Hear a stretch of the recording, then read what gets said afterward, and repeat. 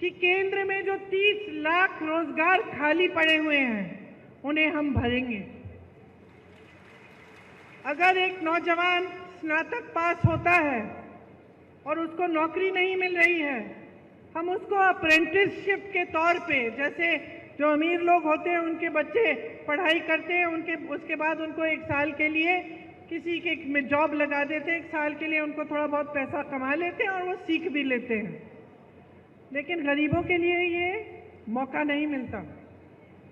तो हमने कहा है कि हम आपके लिए ये मौका बनाएंगे। जो बच्चे स्नातक पास हैं उनको 1 लाख रुपए मिलेंगे अप्रेंटिसशिप करने के लिए।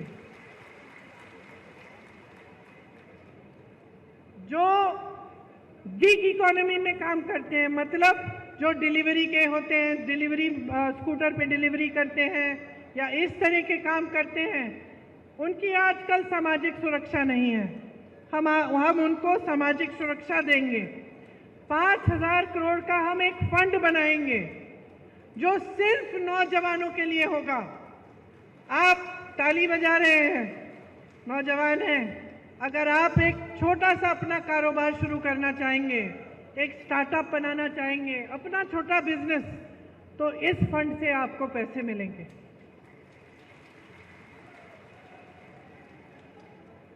आपको मालूम है पेपर लीक की बड़ी समस्या है। गहलोत जी भी जानते हैं कि राजस्थान में भी पेपर लीक हुए थे और ये एक बड़ी समस्या पूरे देश में है, सिर्फ एक प्रदेश की समस्या नहीं है।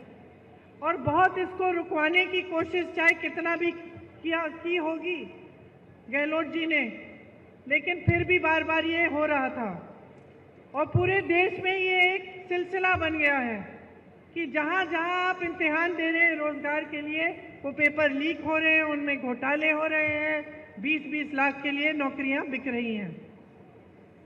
तो इसको रोकने के लिए हम पूरे देश भर में एक कानून लागू करेंगे और एक सख्त कानून होगा। एक जॉब कैलेंडर निकालेंगे। जॉब कैलेंडर का मतलब कि जिस दिन आपकी नियुक्ति होगी, जिस दिन आपका एग्जाम होगा, जिस दिन एग्जाम का रिजल्ट आएगा, वो पहले से तय करके जॉब कैलेंडर में आपको पता चलेगा। अगर किसी अधिकारी ने या किसी ने बेईमानी करने की कोशिश की, इधर उधर करने की कोशिश की, तो उस पर सख्त कार्रवाई होगी। ये कानून लाएंगे हम चाहते हैं कि आप अपने पैरों पे खड़े हों। बहनों, आपके लिए जो महिला सबसे बड़ी महिला है एक परिवार में, उसके लिए 1 लाख रुपए मिलेंगे सालाना, हर साल, ताकि आप कुछ बचत अपनी कर पाओ, ताकि ये घबराहट ना हो कि बच्चों के लिए कुछ खरीदना है, नई वर्दी खरीदनी है, नए जूते खरीदने हैं, पैसे कहाँ से आएंगे। इसीलिए हम आपको सशक्त बनाने के लिए ये कर रहे हैं। और जितनी भी सरकारी नौकरियां हैं पूरे देश भर में, उनमें से 50% महिलाओं को देंगे।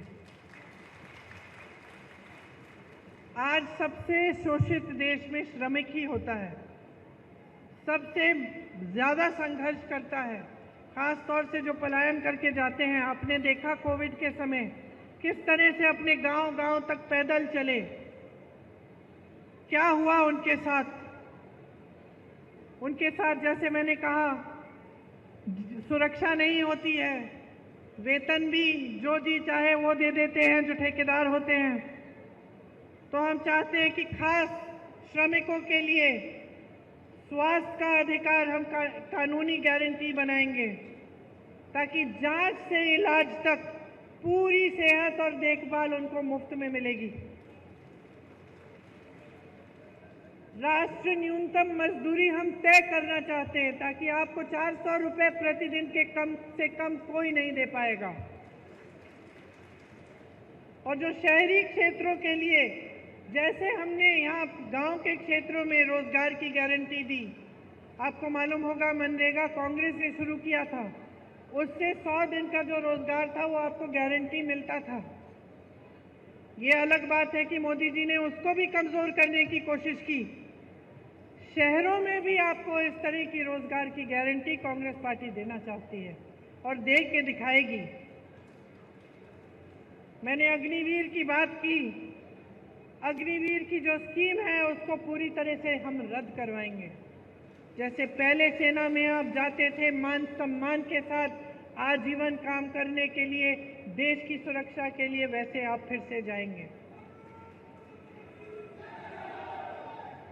देखिए, मैंने किसानों की बात की, मैंने आपसे बताया कि जीएसटी आपके जो खेती के सामान है उस पर हम रद्द कराएंगे, कि एमएसपी आपको एक कानूनी आपका अधिकार बनेगा, कानून बनेगा कि आपको एमएसपी मिलना है। और जो आपका नुकसान होता है जब आपदा आती है, आपको उसका भुगतान अभी तक मिलता नहीं है। कभी कम मिलता है, कभी टाइम पे नहीं मिलता, कभी आप महीने इंतज़ार करते, साल इंतज़ार करते, नहीं मिलता।